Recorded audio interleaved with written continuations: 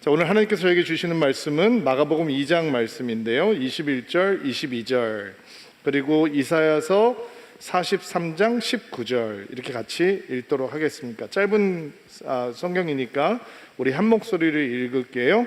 먼저 마가복음 말씀부터 읽겠습니다. 시작. 그 누구도 낡은 옷에 새 천조각을 대고 깁지 않는다. 만일 그렇게 하면 새로 된 조각이 또한 그 누구도 낡은 22절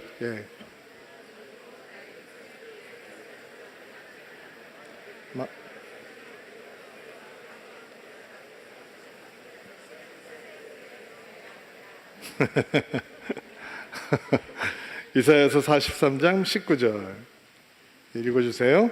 보아라, 내가 이제 새 일을 시작하겠다. 그 이름이 나타나고 있는데 너희는 알지 못하겠느냐? 내가 사막에 길을 내겠고 메마른 땅에 강을 내겠다. 아멘. 자, 우리 가슴에 손을 얹고 고백하고 하나님 말씀 드릴게요. 제가 먼저 고백하겠습니다. 하나님은 나를 사랑하십니다. 나는 그 사랑 안에 있습니다. 하나님은 오늘 나에게 말씀하실 것입니다. 그 말씀에 능력이 있습니다. 그 말씀에 생명이 있습니다. 나의 마음을 하나님께 열겠습니다. 나의 생각을 예수님께 집중하겠습니다. 들은 만큼 변합니다. 들은 만큼 행복해집니다. 교회가 변해야 합니다. 이 말에 동의하지 않는 사람은 없을 것 같아요. 근데 지금 우리 시대에 교회는 변해야 된다라고 이야기를 하면 사람들은 어떻게 받아들이냐면 교회가 지금 타락하고 세속화하고 있기 때문에 원래 하나님께서 의도하셨던 그 교회로 돌아가야 된다라고 하는 생각으로 받아들입니다. 100% 동의합니다. 교회가 위기를 만날 때 우리는 과거 지향적인 마인드를 회복해야 됩니다. 과거 지향적인 마인드라고 하는 건 갈보리 십자가 앞에 서야 한다는 것입니다. 갈보리 십자가 앞에 서서 피 묻은 복음을 회복해야 합니다. 그리고 사도행전에서 보는 능력으로 충만한 초대교회로 돌아가야 하는 것입니다. 자, 어느 시대를 지나건 간에 교회가 위기를 만날 때 언제나 십자가와 바로 그 교회로 돌아가야 합니다. 그 본질이 회복되면 교회는 세상을 향한 선물이 되고 능력이 됩니다. 여러분, 복음은 능력입니다. 복음은 변하지 않는 하나님의 구원의 계획을 품고 있는 능력입니다. 2000년 동안 한 번도 이 세상이 복음을 향해서 호의적이지 아니었음에도 불구하고 구원의 역사가 멈추지 않고 계속 전진할 수 있는 이유는 구원은 기쁜 소식이고 생명을 낳는 하나님의 통로이기 때문입니다. 그러니까 교회가 변질되고 세속화되고 교회의 영성이 타락할 때는 우리는 십자가 앞에 서고 바로 그 교회로 돌아가면 되는 거예요. 아멘이죠. 그런데 제가 지금 교회는 변해야 합니다 라고 하는 얘기는 그 얘기가 아닙니다. 교회는 변해야 합니다. 왜냐하면 세상이 변하고 있기 때문입니다. 시대가 변하고 있고 사람들이 변하고 있고 문화가 변하고 있기 때문에 교회는 변해야 합니다. 그렇지 않으면 사람들에게 교회는 버림받게 됩니다. 관심받게 처하게 된다는 거예요. 1998년부터 2011년까지 세계 휴대폰 시장을 점령하고 있던 강자가 있었습니다. 어느 회사인지 아세요? 노키아라고 하는 회사였습니다. 세계 휴대폰 시장의 40%를 차지하고 있던 공룡 기업이었고 핀란드 GDP의 25%가 그 회사가 차지하고 있었습니다. 그런데 몰락했습니다. 그 몰락의 이유를 시대의 흐름을 제대로 읽지 못하고 반응하지 못했다라는 것으로 잡습니다. 스마트폰 시대가 다가오고 있었는데 너무 자만했던 그 기업이, 기술도 있고 혁신 능력도 가지고 있던 기업이 애플의 등장을 너무 과소평가했다는 겁니다. 스마트폰 시장을 너무 과소평가했다는 거예요. 오히려 다른 시장을 공략하면서 저가 브랜드 시장을 공략하면서 위기에 처하게 됐다는 거예요. 또 2016년에 세계적인 경영학 저널인 ASQ라고 하는 저널에 또 다른 몰락의 이유를 지적했는데, 회사가 이렇게 위기에 처해 있는데 자기의 안위만을 걱정하고 있던 경영진의 리더십 때문에 회사가 망하게 됐다는 거예요. 교회가 좀 들어야 되는 이야기예요. 자, 시대는 변하고 있습니다. 시대가 요구하고 있는 교회상도 변하고 있습니다. 그런데 그 흐름에 둔감해지면 교회는 어떻게 될까요? 교회 안에 들어와 있는 리더십, 목회자들이겠죠. 목회자들이 나한테만 익숙한 문화, 내가 지금까지 목회했던 익숙한 문화에만 집착하고 시대가 요구하고 있는 변화에 대응하지 못하면 교회는 어떻게 될까요? 이런 공영 기업이 무너질 수 있다면 교회도 세상의 관심 밖에 처할 수 있다라는 거예요. 교회는 변해야 합니다. 왜냐하면 시대가 변하고 있고 상황이 변하고 있고 사람들이 변하고 있기 때문입니다. 교회가 흔들리고 있고 세속화되고 있고 교회가 사람들에게 다가가지 못하고 있다라고 하는 것을 못 견뎌 하고 있던 사람들이 있었어요. 교회가 세속화에 빠져 있고 교회가 무력화되고 있고 교회의 영성이 타락해 있는 것을 견디지 못하고 종교 개혁을 이루었던 사람들이죠. 마틴 루터 같은 사람, 그리고 칼빈 같은 사람들이었어요. 여러분, 중세에는 성경이 라틴어였습니다. 사람들은 라틴어 모릅니다. 설교도 라틴어로 했습니다. 사람들은 라틴어 알아듣지 못합니다. 헬라어, 히브리어, 라틴어 성경이 아닌 성경을 가지고 있으면 사형에 처할 수 있었습니다. 1517년 실제로 영국에서 자기 자녀들에게 영어로 주기도문을 가르쳤다라고 하는 이유로 7명의 부모가 화형에 처했습니다. 이게 교회의 모습이었습니다. 근데 그거를 못 견디는 사람들이 있었다는 거예요. 사람들이 알아들을 수 있는 언어로 성경을 번역하고 사람들이 알아들을 수 있는 언어로 성경을 설교하고 사람들이 하나님을 만날 수 있는 예배 스타일로 교회 성도들을 맞이하는 새로운 교회들이 생겨나고, 이게 종교개혁의 열매입니다. 여러분, 마틴 루터가 이렇게 술집 바깥을 지나가다가 술집 안에서 들려오는 소리, 음악 소리를 듣고 영감을 받아서 찬송가를 만들어서 교회에서 불렀다는 얘기는 유명한 얘기잖아요. 생각을 해보세요. 헤이! 했던 거를 듣고 들어가서 영감을 받아서 그런 찬송가를 지었다. 루터가 남겼던 교회의 유산들이 많이 있잖아요.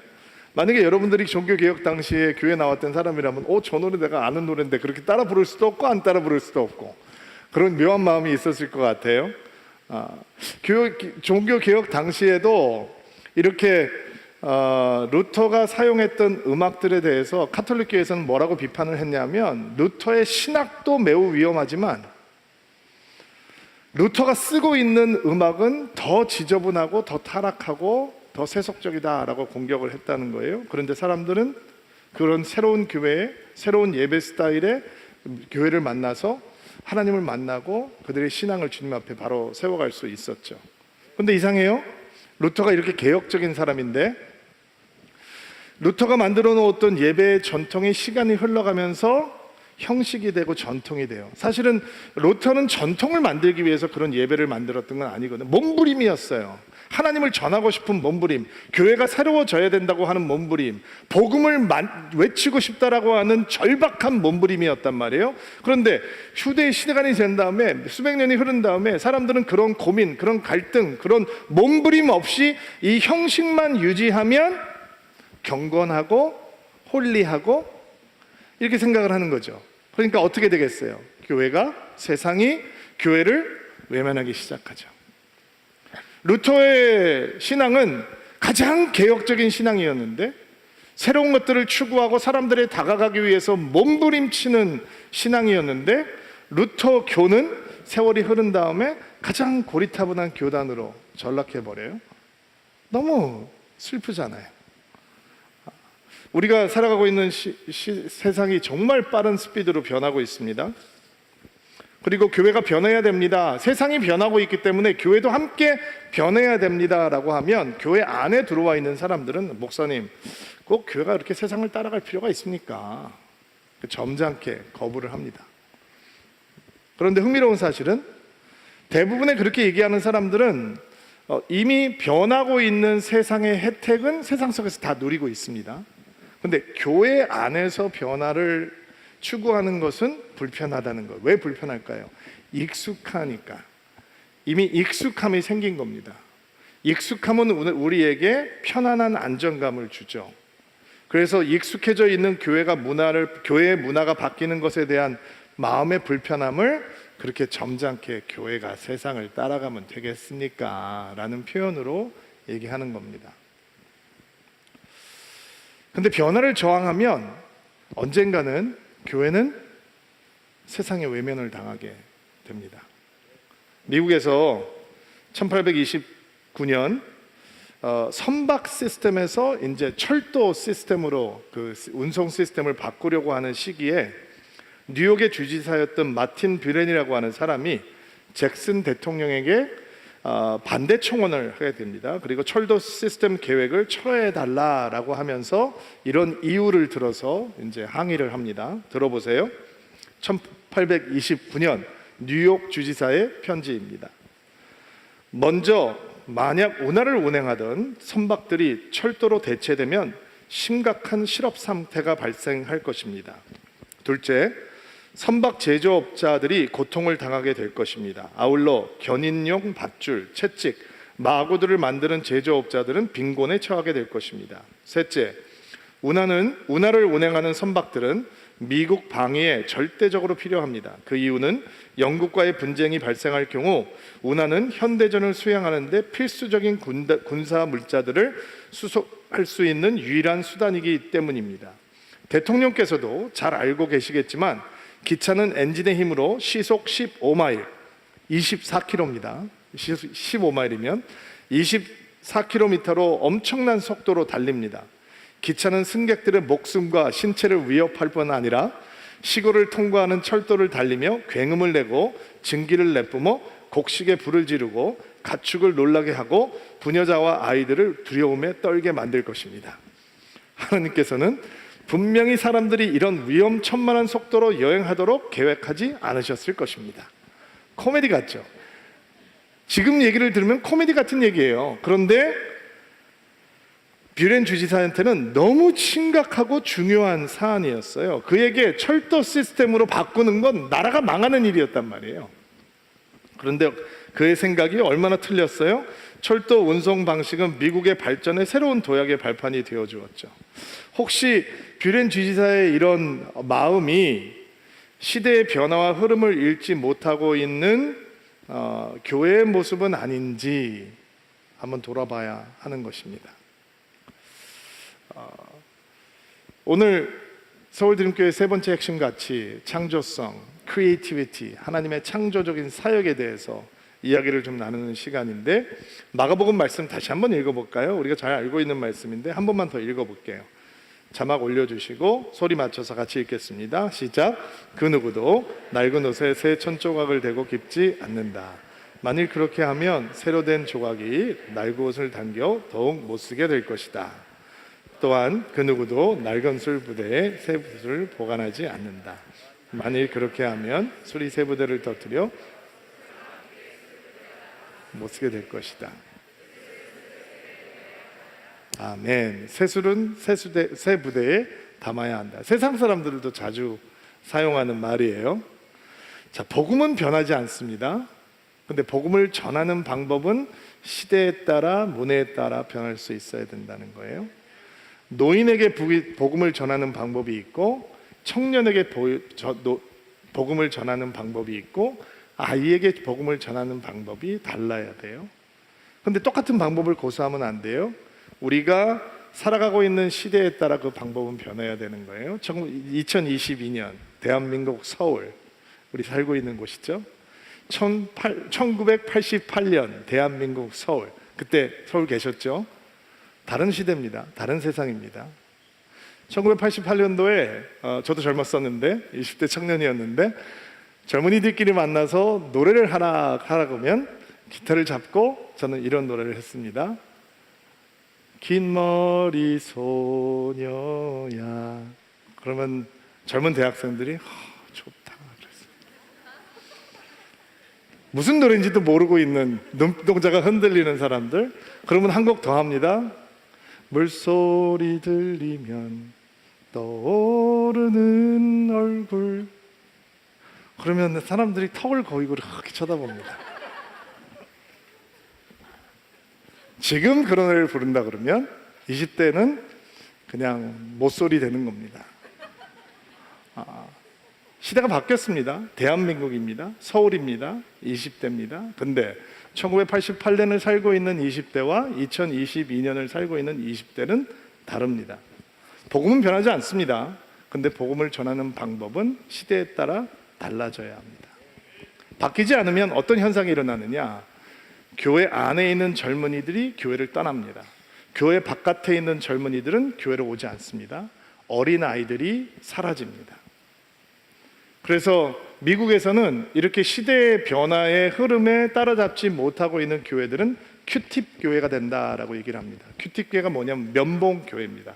뒤에서 보면 하얀 머리를 가진 노인들만 앉아 있다라고 해서 큐팁 교회라고 합니다. 200년, 300년이 된 교회도 비어갑니다. 제가 미국에 있을 때 제가 섬겼던 교회가 처음 미국 교회를 개척을 해서 미국 교회를 빌려서 개척을 했는데, 그 교회는 시애틀의 다운타운에 있는 아주 역사가 오래된 교회입니다.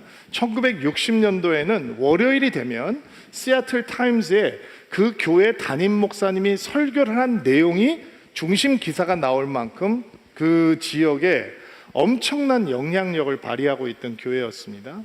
그런데 지금은 노숙자들이 모이는 교회가 되어버렸습니다. 다운타운에 있으니까 그런가 보다. 그렇지 않아요. 그 교회가 시대의 흐름에 맞는 교회의 모습으로 변신하지 못했기 때문에 사람들의 관심 밖으로 밀려나게 된 것입니다. 서울드림교회는 시작 때부터 새로운 시대를 향한 새로운 교회가 되겠다라고 하는 소망과 꿈을 갖고 시작을 했습니다. 근데 그것은 그냥 단순히 우리가 특별해서 그런 일을 하겠다라고 하는 것이 아니고, 사실 하나님께서 가지고 계시는 그 열정, 구원을 베풀겠다라고 하는 열정, 그리고 세상을 구원하겠다라고 하는 하트, 심장을 해서 출발하는 생각입니다. 우리 이사야서 말씀 한번 볼 텐데요. 이사야서 43장 19절 말씀 같이 한번 읽어볼까요? 시작. 내가 이제 새 일을 시작하겠다. 그 일이 이미 나타나고 있는데 너희는 알지 못하겠느냐? 내가 사막에 길을 내겠고 메마른 땅을, 내가 새 일을 시작하겠다라고 하는 하나님의 뜨거운 열정. 새 일을 왜 행하시나요? 하나님께서 세상을 구원하기 위해서 새 일을 행하시는 거예요.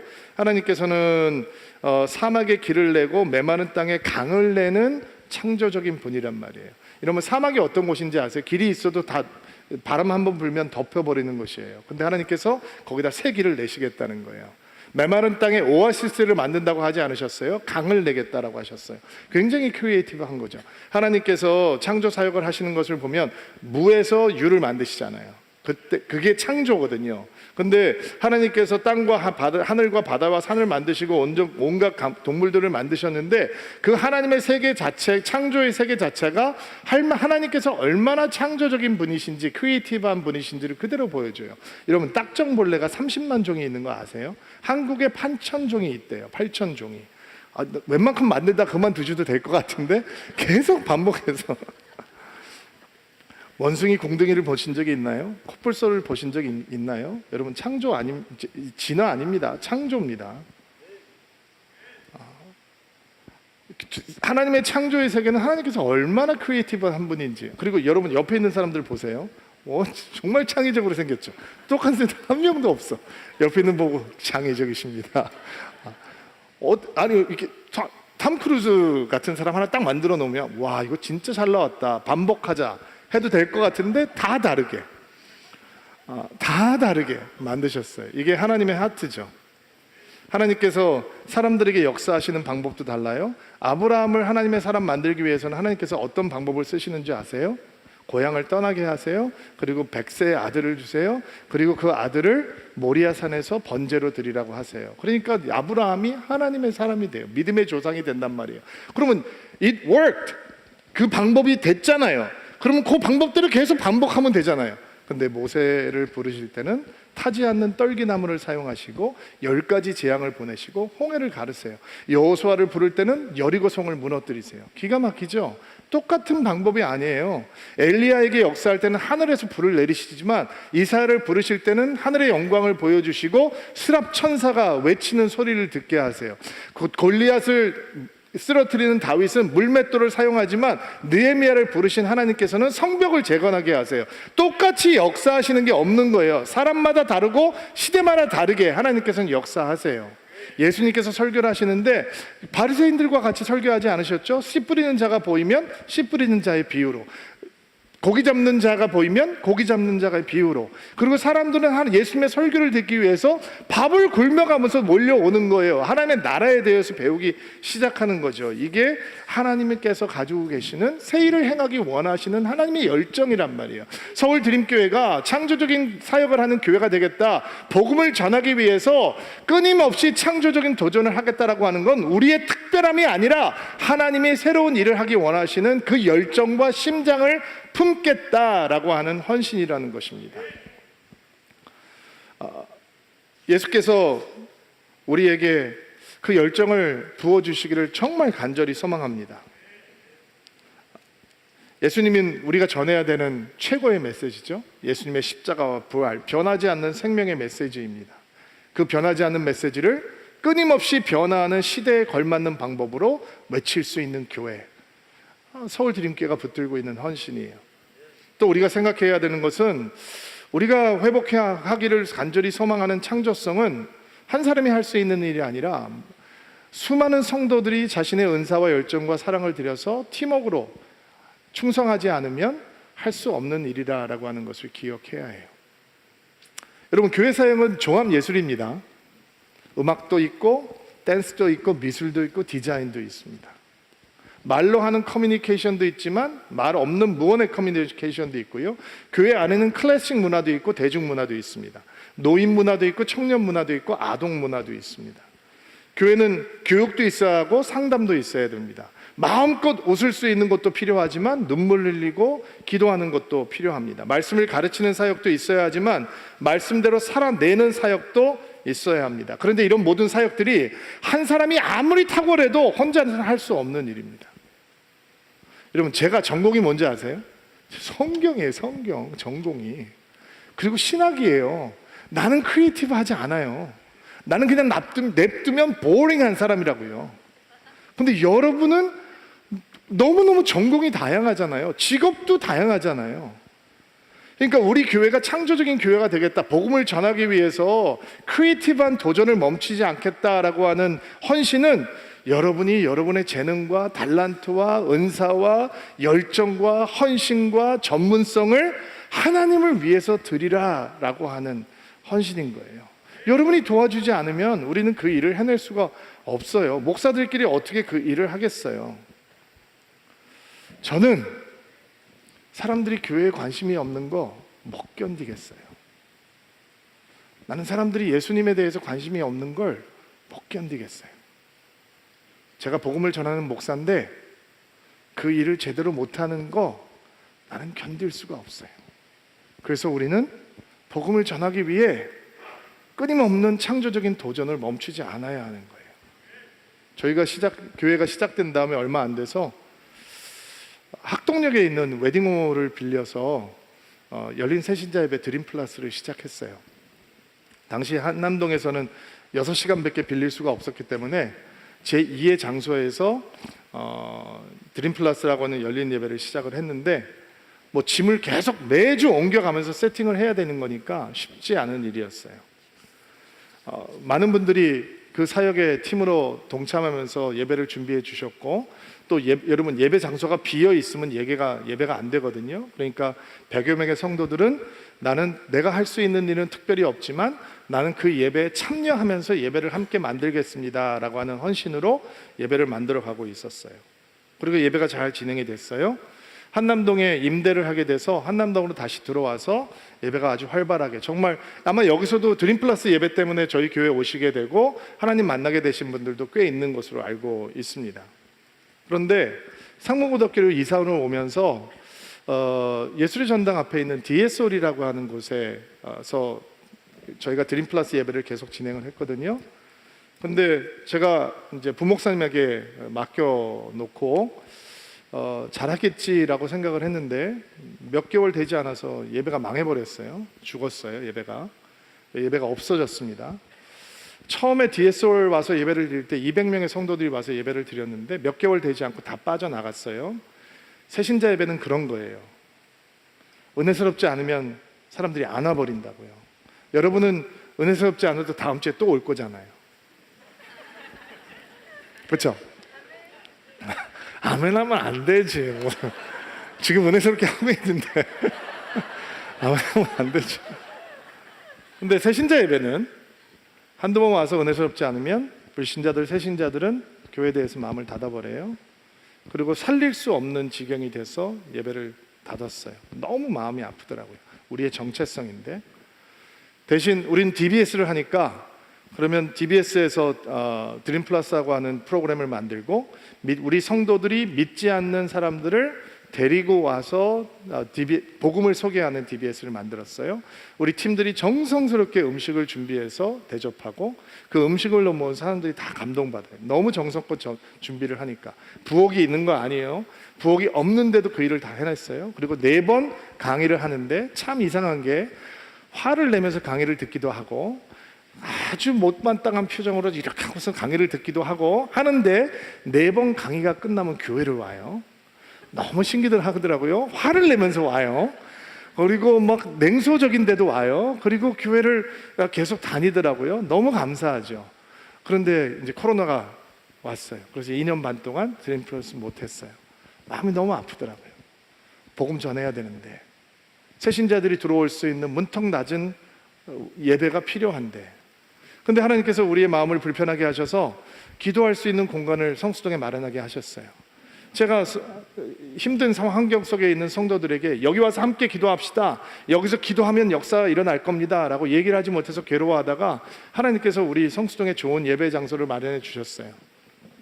열심히 기도하고 있는데 토요일날 제가 어느 날 설교 준비를 하다가 토요일날 오후에 커피를 사기 위해서 바깥에 이렇게 쓱 나왔는데 깜짝 놀랐어요. 성수동에 완전 사람이, 와, 젊은이들이 바글바글한 거예요. 이게 뭐 한두 군데 바글한 게 아니라 무슨 뭐 시장터에 온 것처럼 얼마나 사람들이 많이 다니는지 몰라요. 저는 그런 것인지 모르고 성수동에 갔어요. 성경 전공이니까, 신학 전공이니까, 나는 힙한 거 뭔지 모르니까. 근데 제가 젊은이들이 막 떼거리로 몰려다니는 거 보면서 어떤 생각을 하게 됐냐면, 아, 여기서 드림 플러스를 시작을 해야 되겠다, 토요일날 시작을 해야 되겠다라는 생각이 들었어요. 아니, 이렇게 사람들이 많은데 바깥에다가 막 예배 배너 크게 달고 그러면 오다가 가다가 하는 사람도 있고 시작하면 하나님께서 은혜 주시겠지, 이런 마음이 들었어요. 근데 속으로 덜컥 겁이 나는 거예요. 제가 이번 학기에 화, 수, 목 저녁에 DBS가 있거든요. 금요일날 철야가 있거든요. 그리고 주일날 제가 설교하잖아요. 근데 토요일날까지 예배를 만들면 자신도 솔직히 없고 준비할 수 있는 시간은 제도 가질 수 있을까라는 생각도 들고, 또 이런 이야기 마음을 나누니까 저를 잘 아는 분들 중에서 어떤 분들은 목사님 예전처럼 젊지 않으신데 목사님으로 목사님 안 통하면 어떡하죠? 이런 염려를 해주시는 분들도 있고, 왜냐하면 새신자를 위한 예배는 모든 목사들이 다 할 수 있는 예배가 아니에요. 저희 교회 이제 저희들과 함께 목회 훈련을 하고 있는 젊은 목사님들이 있잖아요. 저희 교회 목사님들 중에서도 열린 예배를 만약에 시작하게 되면 그 열린 예배 모든 사람들이 다 설교할 수 있는 목사가 되는 건 아니에요. 그거는 특별한 예배이기 때문에 부목사님들이 해주면 저도 좋은데, 지금은 아직은 우리 부목사님들이 그런 예배를 경험하지 못한 사람들이 대부분이고, 안영 목사님하고 이상호 목사님 빼고는 본 적도 없을 거예요. 아마 그런 예배가 어떻게 진행이 되는지 경험도 못 해봤고 보지도 못했고 맛보지도 못했는데 그 예배를 맡기면 어떻게 해낼 수 있겠어요? 그러니까 제가 해야 되는 건데 그 일은 제가 잘 할 수 있는 일인데, 제 목표는 언젠가는 우리 부목사님들이, 젊은 목사님들이 저보다 더 잘 할 수 있는 사람으로 훈련을 해야 되는 거죠. 왜냐하면 제가 이전 교회에 있을 때 담임 목사님이 열린 예배 설교하지 않았어요. 제가 했거든요. 제가 했는데도 부흥했거든요. 그러니까 제가 없어도 우리 부목사님들이 해도 부흥할 수 있는 예배가 될 수 있어야죠. 그러면 제가 잘 훈련해야 하는데, 저하고 부목사님들만 할 수 있는 일이 아니고, 다시 여러분의 은사와 여러분의 열정과 여러분의 달란트가 하나님 앞에 드려질 때 만들 수 있는 거예요. 여러분들 중에 어떤 사람들은 목사님 제가 1년 동안 2년 동안 그 예배가 살아날 때까지 그냥 조용히 와서 뜨거운 마음으로 예배하고 가겠습니다 라고 하는 분들도 필요하고, 여러분이 직접 오셔서 음악으로 연주로 도와줄 수 있는 분들도 필요하고, 여러분 가운데 디자인 잘하는 분들도 오셔서 도와주셔야 되고, 옛날에 우리 처음 드림플러스 시작했을 때는요 간식이 기가 막혔거든요. 왜냐면 푸드 스타일리스트가 그걸 만들었어요. 근데 눈으로 너무 맛있는 거예요 이게. 그래서 새신자들이 와서 예배는 은혜를 못 받더라도 그 간식 프레젠테이션을 보고 야 이거 진짜 보통 교회가 아니야 라고 하면서 갔던 때도 있었어요. 그러니까 뭐 너무 많은 은사들이 필요한 거예요. 근데 이게 합쳐지면 서울드림교회가 정말로 교회에 대해서 관심이 없고 예수에 대해서 관심이 없는 사람들에게 예수를 선물로 주고 교회를 선물로 줄 수 있는 교회가 될 수 있는 거죠. 목사님 꼭 그렇게까지 해야 됩니까? 그럴 필요 없죠. 안 해도 돼요. 근데 하나님께서 우리에게 주신 하트는 새 일을 행하기 원하시는 그 하나님의 마음을 따라서 가장 창조적인 방법으로, 가장 잘 들리는 방법으로, 가장 마음을 활짝 열 수 있는 방법으로 세상에게 다가가는 교회가 되겠다라고 하는 헌신이거든요. 그러니까 시작할 거예요. 시작 시점은 모르겠는데 시작을 하면 알려드릴 테니까 여러분도 헌신해 주세요. 도와주세요. 함께 해주세요. 제가 어떻게 혼자 하겠어요? 목사님들이 어떻게 혼자 하겠어요? 여러분이 도와주셔야만 가능한 일이에요. 창조적인 교회가 되겠다라고 하는 것은 함께 팀워크를 이루겠다, 내 은사를 주님 앞에 드리겠다라고 하는 헌신이에요. 또 기억하셔야 되는 게 있어요.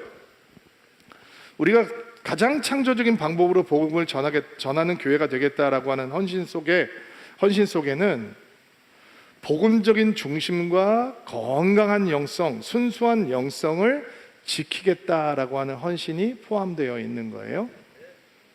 창조적인 방법으로 복음을 전하다 보면, 교회를 하다 보면 전통과 형식에 익숙한 사람들은 조금 마음이 불편해져요. 교회가 교회스럽지 않아 보이니까, 교회가 경박하다 이렇게 느끼기도 해요. 근데 그 말은 제가 드릴게요. 서울드림교회 좀 경박하잖아. 그럼 여러분은 이렇게 외워놓으세요. 오늘 여호수 목사님 좀 경박하시잖아. 그렇게 얘기하세요. 괜찮아요. 제 책임이니까. 제가 그 일을 할 거고, 제가 가장 효과적으로 불신자들에게 다가갈 방법을 찾을 거고, 그들이 들을 수 있는 방법으로 설교할 거고, 그들이 받아들일 수 있는 이 통로를 통해서 예수님을 소개할 거예요. 그게 이미 교회를 다니고 있는 분들에게, 이미 전통적인 교회에 익숙한 분들에게 경박하다면 나는 경박한 소리, 다다른 소리 들어도 괜찮아요. 예수님은 죄인의 친구들하고 소리를 들으셨는데, 복음을 전할 수만 있다면, 생명을 낳을 수만 있다면, 자 그럼 제가 여러분들에게 질문할게요. 여러분이 전도하고 싶은 사람이 생겼어요.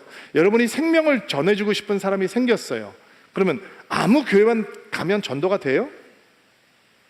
그런 거예요? 바깥에 나가서 여러분이 알고 있는 교회 그냥 데리고 가면 그 교회를 통해서 그 사람들이 하나님 만날 수 있다고 여러분은 100% 믿는 거예요? 아니잖아요. 어떤 교회는 데리고 가도 전도가 안 된다라고 하는 거 알잖아요. 예전에 저희 송파하고 한남하고 흩어져 있을 때 어떤 성도님이 저한테 이렇게 인사를 하시더라고요. 목사님, 서울드림교회가 언제 얼마 안 됐는데 참 특이한 교회입니다. 그렇습니까? 왜 특이하다고 말씀을 하시나요? 저는 이게 칭찬인지 몰랐어요. 근데 칭찬이더라고요. 왜 특이하냐면 교회를 오래 다니다가 슬럼프에 빠져 있는 사람을 데리고 와도 회복이 되고, 예수 예자도 모르는 사람을 데리고 와도 예수를 믿고, 이런 교회가 어디 있어요? 이런 얘기를 하는 거예요. 그래서 제가 속으로 생각했어요. 그렇지, 우리 교회가 그런 교회지. 그런 교회가 돼야지. 저는 저희 교회 2부, 3부, 4부 예배가 더 이 문턱이 낮아졌으면 좋겠다라는 생각을 해요. 근데 만약에 우리가 드림플러스라고 하는 새로운 예배를 다시 시작하게 되면 정말 여러분들이 누구를 데리고 와도 하나님의 복음을 듣고, 예수의 복음을 듣고 하나님 만날 수 있는 그런 예배가 됐으면 정말 좋겠어요. 그러려면 복음적인 중심이 확실해야 돼요. 복음에는 타협이 없어야 돼요. 우리의 믿음은 순수해야 돼요. 우리의 영성은 깨끗해야 돼요. 그렇지 않으면 우리가 표현해서 방법에서 자유로울 수가 없는 거예요. 자 보세요. 예수님도 하나님 말씀 가르치셨죠? 바리새인들도 예수님 말씀 가르쳤어요. 누가 더 창조적인가요? 누가 더 크리에이티브해요? 누가 더 알아듣기 쉽게 설교를 하고 있나요? 누구의 내면이 더 건강해요? 왜 바리새인들은 그렇게 경직돼 있어요? 왜냐면 믿음에 자신이 없으니까, 믿음에 순수하지 않으니까, 그들에게 복음이 확실하지 않으니까. 예수님은 왜 이렇게 자유로우신 거예요? 복음에 흔들림이 없으니까. 그분의 믿음은 순수하니까. 그분의 믿음은 하나님을 향해서 열려 있으니까. 바울은 유대인에게 가면 유대인처럼 행동하네요. 로마 사람을 만나면 로마 사람처럼 행동해요. 이게 교회의 모습이어야 되는 거예요. 교회는 귀신자들을 만나면 그들에게 불을 질릴 수 있는 교회가 돼야 되고, 불신자들을 만나면 그들에게 복음을 던질 수 있는 교회가 돼야 된단 말이죠. 그리고 복음을 던지는 교회가 되려면 그들이 들을 수 있는 방법으로, 그들이 받아들일 수 있는 방법으로, 그들이 흥분할 수 있는 방법으로 해야 된다는 거예요.